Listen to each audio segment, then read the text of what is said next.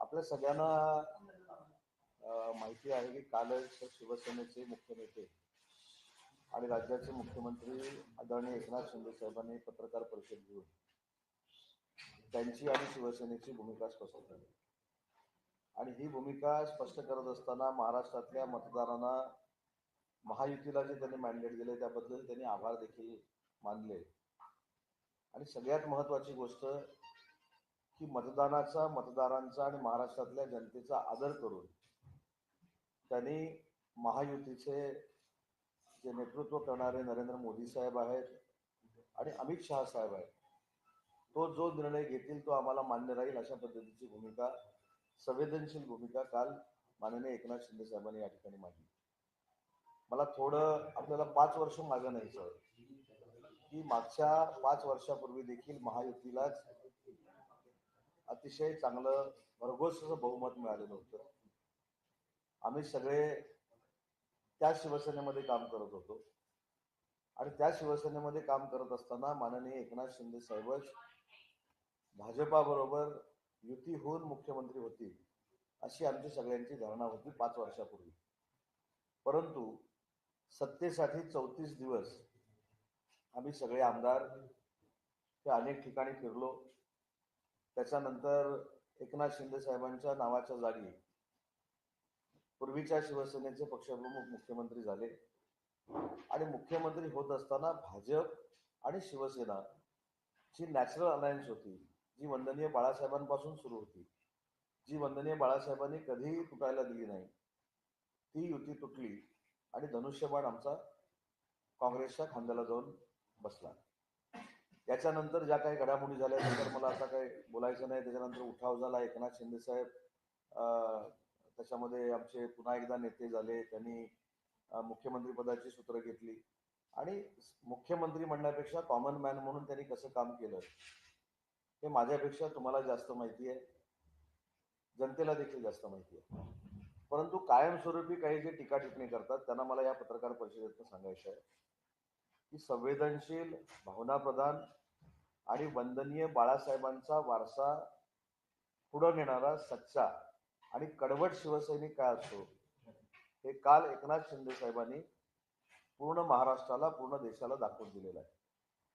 स्वतःच्या सत्तेसाठी, स्वतःच्या पदासाठी जनतेनं दिलेल्या मताचा अनादर करून एखादी वंदनीय बाळासाहेबांच्या विचाराच्या विरोधातली भूमिका ही जशी उभाठाच्या पक्षप्रमुखांनी घेतली तशी न घेता वंदनीय बाळासाहेबांची महायुती ही कायमस्वरूपी टिकली पाहिजे आणि जनतेनं दिलेला जो जनाधार आहे, मताचा आधार आहे, त्याचा सन्मान केला पाहिजे म्हणून एकनाथ शिंदे साहेबांनी जे काल पाऊल उचललं, माझ्यासारख्याला अभिमान आणि गर्व आहे की मी एकनाथ शिंदे साहेबांसोबत काम करतो, त्यांचा एक सहकारी म्हणून काम करतो. म्हणून आम्ही वारंवार सांगितलेलं आहे की आमच्या राजकीय जीवनातले निर्णय घेण्याचे अधिकार देखील अशा आम्ही संवेदनशील माणसाला दिलेली आहे की जो सर्वसामान्य माणसांचा, मतदारांचा, जनतेचा विचार करतो. आणि म्हणून आज मी माझ्या ट्विटमध्ये देखील सांगितले की आम्हाला अभिमान आहे, आम्हाला गर्व आहे की आम्ही अशा एका सर्वसामान्य नेत्याबरोबर काम करतो, कॉमन मॅन बरोबर काम करतो, जो फक्त आमच्या सुखदुःखामध्ये नाही तर महाराष्ट्रातल्या प्रत्येक घटकाच्या सुखदुःखामध्ये सामील झालेला असतो, सामील झालेला होता. आणि अशा व्यक्तीनं महाराष्ट्राचं नेतृत्व करावं हे जनतेचं म्हणणं असताना देखील माननीय नरेंद्र मोदी आणि अमित शहा साहेब जो निर्णय घेतील तो मला मान्य राहील असं सांगणारं नेतृत्व हे मला असं वाटतं क्वचितच राजकारणामध्ये असतं, दुर्मिळ असतं आणि ते एकनाथ शिंदे साहेबांनी दाखवून दिलंय. आणि त्यांनी उल्लेख देखील हा केला, कारण केलेल्या पाठिंब्याचा किंवा दिलेल्या पाठिंब्याचा उल्लेख सहसा राजकारणामध्ये होत नाही, हे तुम्ही 2019ला बघितलेलं आहे.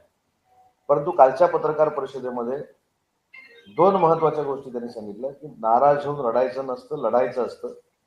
मी महाराष्ट्राच्या जनतेबरोबर जोपर्यंत राजकीय जीवनामध्ये काम करतोय तोपर्यंत महाराष्ट्राच्या जनतेची सेवा करणार आहे. आणि दुसरं त्यांनी सांगितलं, त्याबद्दल देखील मला आमच्या सगळ्या आमदारांच्या वतीनं, शिवसैनिकांच्या वतीनं त्यांना धन्यवाद द्यायचे की दिलेल्या पाठिंब्याला समर्थन करणं किंवा दिलेल्या पाठिंब्याची जाण ठेवून ते कोट्यावधी जनतेसमोर मांडणं हा देखील काल एकनाथ शिंदे साहेबांचा स्वभाव अख्ख्या देशानं बघितला.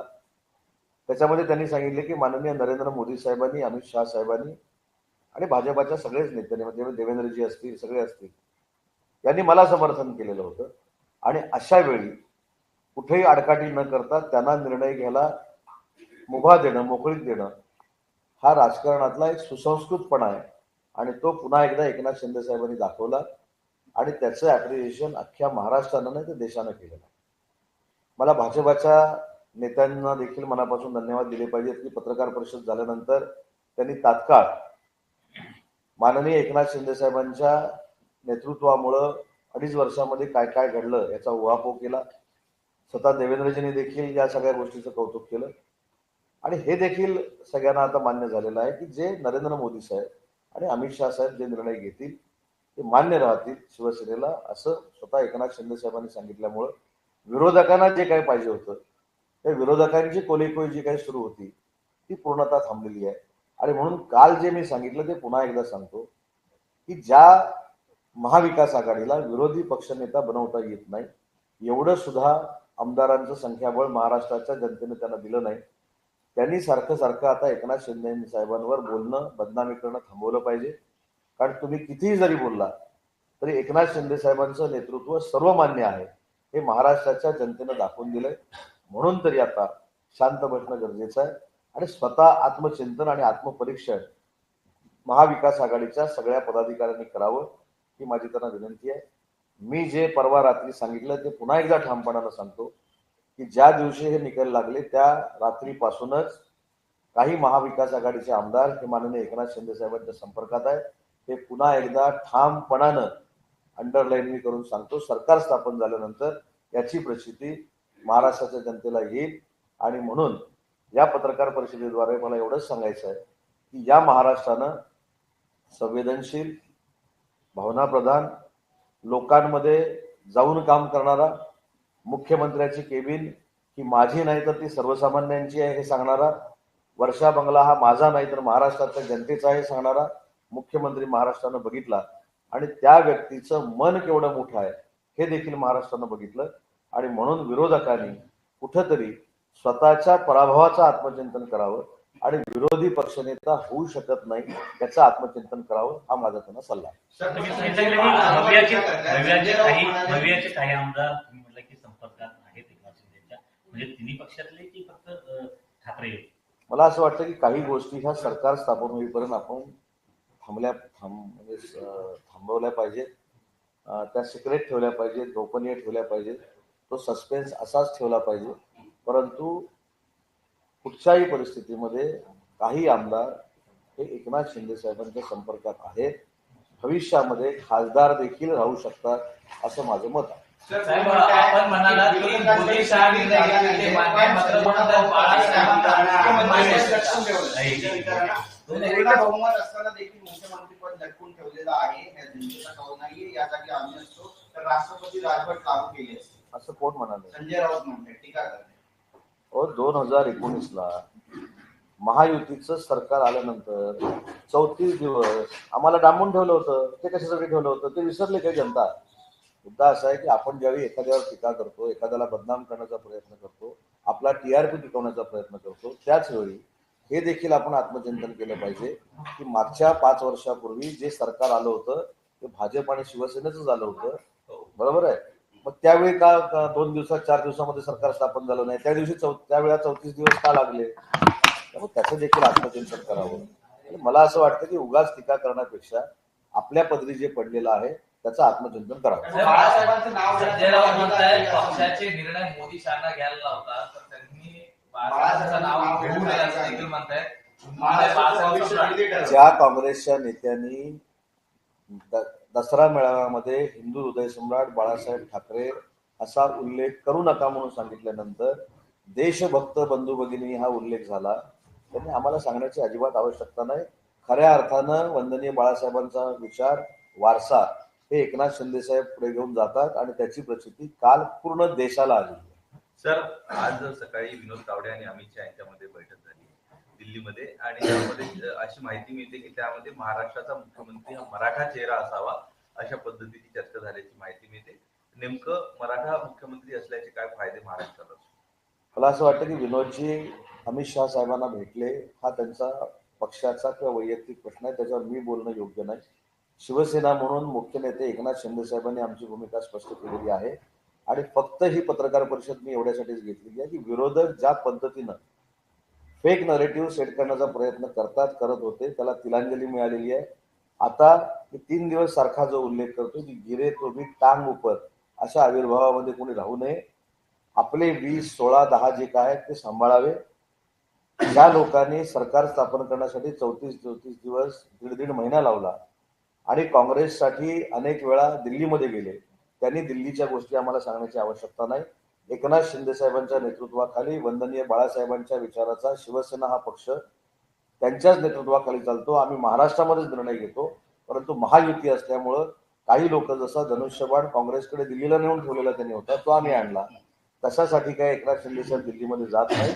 शेवटी नरेंद्र मोदी साहेब हे देशाचे पंतप्रधान आहेत, अमित शहा साहेब हे देखील मंत्री महोदय आहेत आणि या महायुतीचे नेते आहेत. त्याच्यामुळे दिल्लीमध्ये सरकार स्थापन करण्यासाठी चर्चा करणं हे अयोग्य नाही.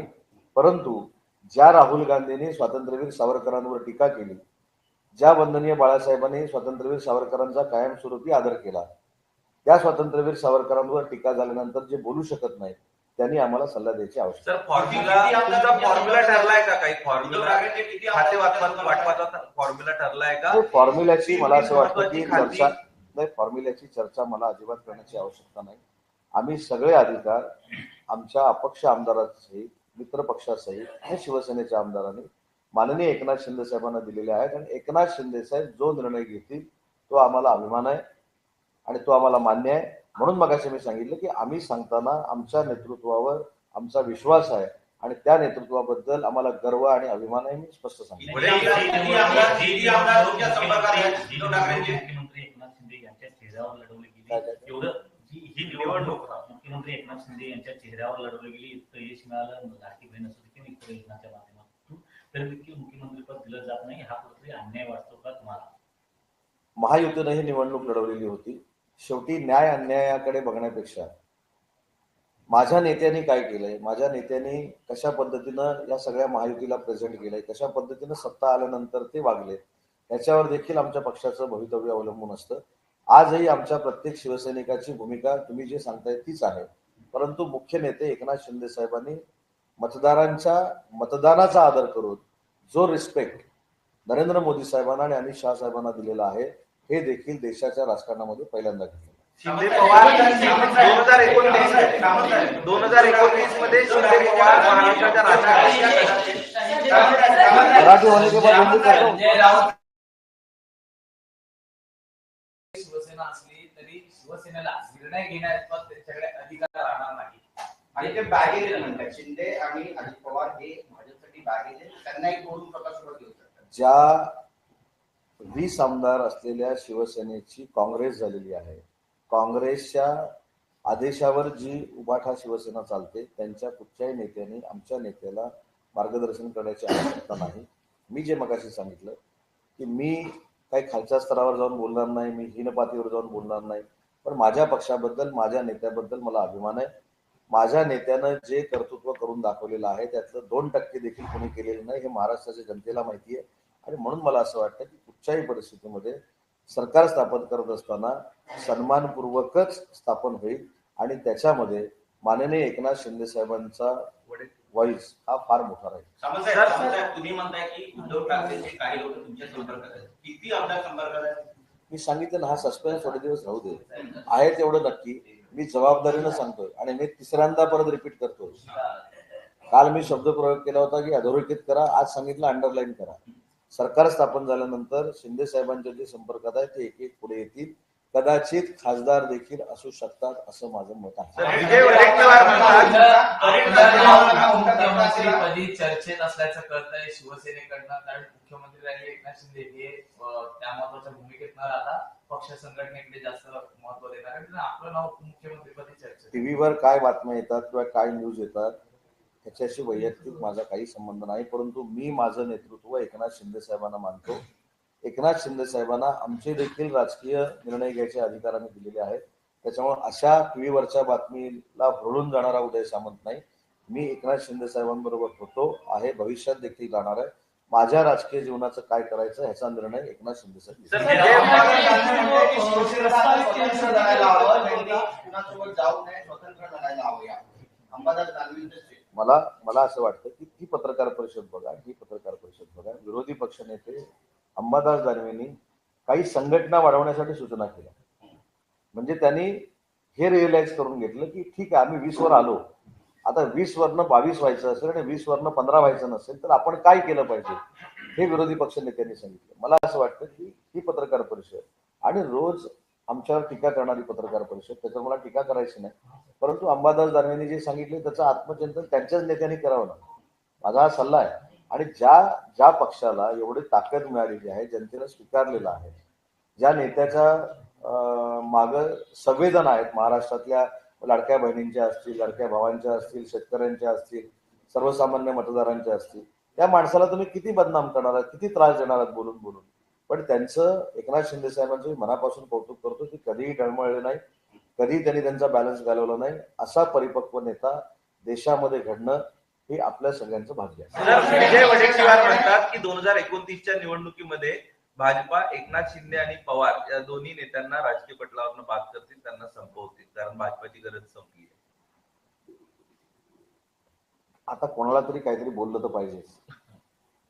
शेवटी त्यांना देखील माहिती आहे की 5 वर्ष आपल्याला नुसतं बोलायचंच आहे, कदाचित इकडे यायचं आहे, काय तर मला माहित नाही नक्की काय होणार आहे ते.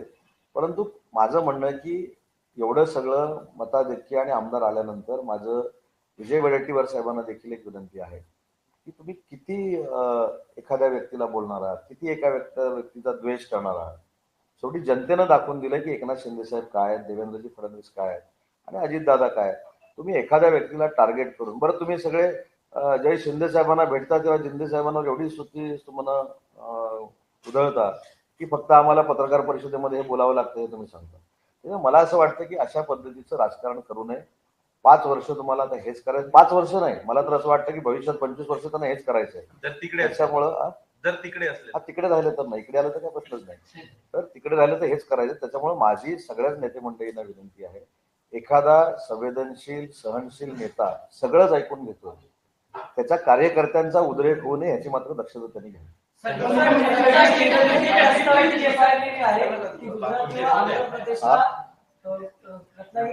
प्रस्तावित रिफायनरी आहे ती गुजरात किंवा आंध्र प्रदेशला जे आहे ते करण्याचा निर्णय केंद्र घेते अशी सध्या बातमी येते. आणि विरोधक सुद्धा एक पहिली गोष्ट अशी आहे, विरोधक म्हणजे कोण, मला लॉजिक कळत नाही. विरोधक आता जर रिफायनरी गेली असं तुमच्या म्हणणं, मला माहित नाही, तुम्ही सांगताय त्याच्यावर तुमचा आदर ठेवून बोलतो. विरोधक बातमी असेल, त्या बातमीनुसार ते म्हणणं खरं असेल असं जर तुमचं म्हणणं आहे तर ते परत कसं काय टीका करू शकतात. रिफायनरी पहिली पाहिजे म्हणून कोणी सांगितली, त्यांनीच. परत रिफायनरी नको म्हणून कोणी सांगितली, त्यांनीच. त्यांचे पूर्वीचे माजी आमदार म्हणतात रिफायनरी आली तर बेरोजगारी मिळेल, त्यांचे माजी खासदार म्हणतात की रिफायनरी नको. हे सगळं जनतेला माहिती आहे. परंतु रिफायनरीच्या बाबतीत सरकार स्थापन झाल्यानंतर तिथल्या लोकांना जे हवं ते आम्ही नक्की करून देऊ. परंतु रत्नागिरी जिल्ह्यामध्ये 30,000 कोटीचे प्रकल्प आणण्यामध्ये मागच्या सरकारमध्ये आम्ही एकनाथ शिंदे साहेबांच्या नेतृत्वाखाली, देवेंद्रजींच्या आणि अजितदादांच्या नेतृत्वाखाली यशस्वी झालेलो आहोत. माझ्या मतदारसंघातली 450 एकर जागा ही VIT सेमीकंडक्टर प्रकल्पाला दिलेली आहे. त्याचं प्रकल्प 19,550 कोटीचा आणि 30,000 मुला-मुलींना रोजगार तिथे मिळणार आहे. त्याच्यानंतर दुसरा 10,000 कोटीचा धीरुभाई अंबानी डिफेन्स क्लस्टर त्या ठिकाणी येतोय, त्याला देखील आम्ही जागा दिलेली आहे. आणि 1,000 कोटीचा निबे डिफेन्स क्लस्टर त्या ठिकाणी येतोय. असे जवळजवळ 31,000 कोटीचे प्रकल्प, कोका-कोलाचा 3,500 कोटीचा प्रकल्प, असे रत्नागिरी जिल्ह्यामध्ये जवळजवळ 40,000 कोटीचे प्रकल्प हे ऑलरेडी आलेले आहेत आणि त्याच्यातनं हजारो मुला-मुलींना रोजगार मिळणार आहे. रिफायनरीच्या बाबतीमध्ये जी भूमिका आहे, हे खरं तर प्रश्न आम्हाला विचारण्यापेक्षा माझी आपल्याला विनंती आहे की ज्यांनी पहिलं रिफायनरीचं पत्र दिलं की बारसू सारखी जागा असू शकत नाही, 13,000 एकर, तिथं काडी देखील उगवत नाही, त्याच्यातनं बेरोजगारी दूर होऊ शकते, त्यांचा अजेंडा ज्यावेळी निघतो त्यावेळी त्या बारसूला ते विरोध करतात. त्याच्यामुळे राजकारणासाठी आपली भूमिका किती वेळा बदलावी हे देखील काही लोकांनी समजून घेतलं पाहिजे. त्याच्यामुळे बारसूच्या बाबतीतला निर्णय हा सरकार स्थापन झाल्यानंतर योग्य तो आम्ही घेऊ. संजय राऊत पंचायत की फडणवीसांचे शिंदे जे ते 3 वर्ष जुनियर होते तरी देखील फडणवीसांनी त्यांच्या हाताखाली काम केलं आणि हे खरं यश जे आहे एवढ्या जागा मिळण्याचं हे फडणवीसांचंच आहे. त्यामुळे मुख्यमंत्री पदाचे ते दावेदार असू शकतात. आता या स्टेटमेंटकडे नेमकं कसं पाहता, कारण आपण पाहतोय की जवळीक साधण्याचा कुठेतरी प्रयत्न आहे. नाही, मला असं वाटतं की आम्ही काही शालेय शिक्षणातनं आमदार झालेलो नाही. 5वी 9वी 10वीत आम्ही निवडणुका लढवल्याने आमदार झालो. हे कुठच्या तरी शिक्षकानं सांगायचं तो हुशार आहे आणि हा ढ आहे आणि वाद लावायचे. मला असं वाटतं की हे काही नाही. राजकारणामध्ये आमदार जे येतात ते 25 वर्ष पूर्ण झाल्यानंतर राजकारणामध्ये आमदार होतात. त्याच्यामुळे ते काय 12-13 वर्षाचे नसतात. हे जे काय आहे की देवेंद्र फडणवीस साहेबांमुळे सरकार आलं, शिंदे साहेबांमुळे सरकार आलं नाही, हे ते शालेय जीवनातले खेळ आहे. तेव्हा मला असं वाटतं की आमची युती ही अभेद्य आहे आणि अभेद्य युती असल्यामुळं कुठेही असल्या शालेय जीवनातल्या खेळाला थारा आम्ही देणार नाही. आणि मला देखील म्हणून मगाशी मी सांगितलं की एखाद्या व्यक्तीचा किती तुम्ही द्वेष कराल ना, किती द्वेष कराल. म्हणजे सकाळी उठल्यापासून रात्री झोपेपर्यंत त्या माणसाला वाटेल त्या थराला जाऊन बोलायचं, तो देखील माणूस आहे. म्हणून मगाशी मी सांगितलं की ते संयमी आहे, ते संवेदनशील आहे, पण त्यांचे शिवसैनिक आक्रमक होतील अशा पद्धतीची त्यांच्या बाबतीतली वैयक्तिक मतं कोणी व्यक्त करू नये त्या मताचा मी आहे. ज्या शिवसेनेचे निर्णय दिल्लीतून होतात त्यांना बाळासाहेबांचं नाव घ्यायचा अधिकार नाही असं. अरे म्हणजे मागचं काही विसरतात की काय सगळे लोक. आता काँग्रेसचं हायकमांड कुठे आहे? काँग्रेसचं हायकमांड दिल्लीमध्ये आहे. मगाशी ज्याचा मी उल्लेख केला, काँग्रेसच्या 2 नंबरच्या हायकमांड, 1 नंबरचं हायकमांड, 2 नंबरचं, असे 2 हायकमांड तिथे. 2 नंबरचं हायकमांड ज्यावेळी महाराष्ट्रातनं गेलं तरी स्वातंत्र्यवीर विदा सावरकरांवर हीन दर्जाची त्यांनी टीका केली.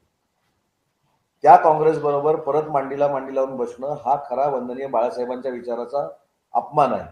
त्याच्यामुळे ज्यांनी सावरकरांचा अपमान केला, ज्यांनी वंदनीय बाळासाहेबांवर वाटेल त्या थराला जाऊन टीका केली, ज्यांनी उबाठाच्या पक्षप्रमुखांनी काँग्रेसवर एकेकाळ त्याच्यावर टीका केली, तर तुम्ही तुमचं आपापसातलं बघा ना. मी मगाशी देखील सांगितले की नरेंद्र मोदी साहेब हे देशाचे पंतप्रधान आहेत. अमित शहा साहेब केंद्रामध्ये काम करतात. त्यांच्या नेतृत्वाखाली महायुती चालते, एनडीए चालते. एनडीए मध्ये देखील आम्ही सामील आहोत. त्याच्यामुळे दिल्लीमध्ये जाऊन राजकीय आम्ही निर्णय घेतले, त्याच्यामध्ये पोटदुखी असण्याचं काही कारण नाही. पण या प्रश्नाचं उत्तर मिळालं पाहिजे की ज्या दिल्लीच्या हायकमांडनं स्वातंत्र्यवीर सावरकरांवर टोकाची टीका केली त्याच्याबाबतली भूमिका पुढच्या 24 तासात जाहीर करावी.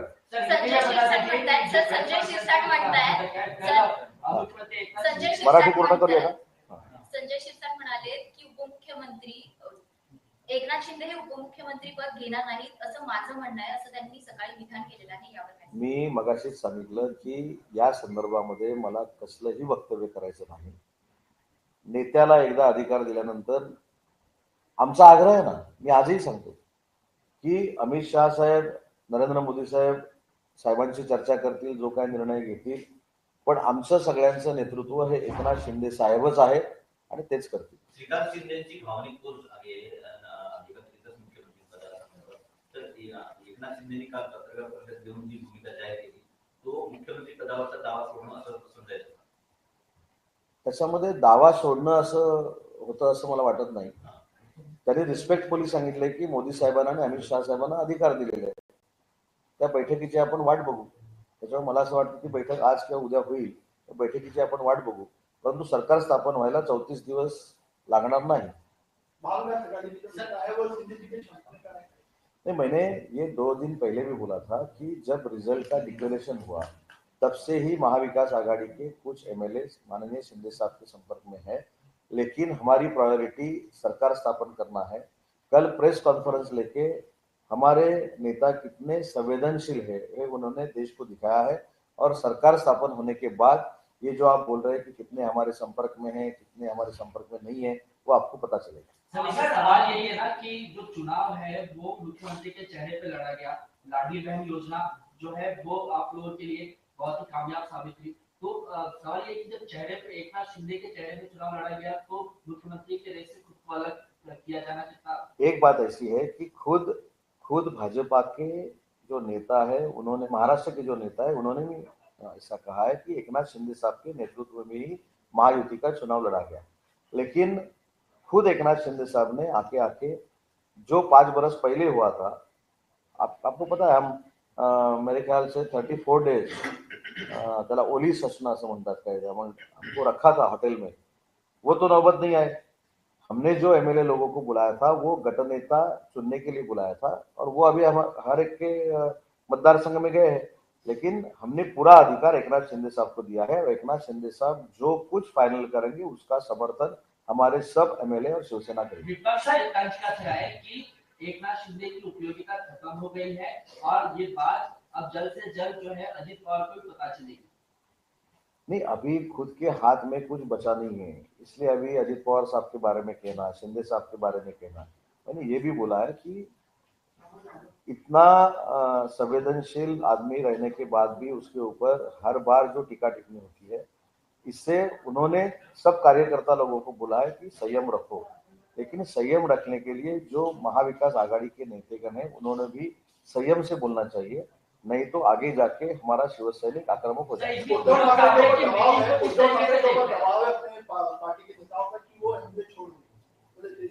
तो उसके ऊपर ये बराबर है, तो उसके ऊपर प्रेस कॉन्फ्रेंस होनी चाहिए ना। हर बार एकनाथ शिंदे साहब को टारगेट करना, देवेंद्र जी को टारगेट करना, अजित दादा को टारगेट करना, ये अच्छी बात नहीं है। हर एक दिन एकनाथ शिंदे साहब के बारे में बदनामी कारक बोलना, उनको क्रिटिसाइज करना। महाराष्ट्र की जनता ने और मतदार लोगों ने दिखाया है कि एकनाथ शिंदे साहब का पॉलिटिकल पोटेंशियल क्या है, वो क्या है, वो कितने पॉपुलर है, तो महाराष्ट्र की जनता ने दिखाया, तो अभी तो चुप बैठना चाहिए। सर, क्या उद्धव ठाकरे को अगर अलग होता है तो हमें पालिका में कोई लाभ होगा उससे?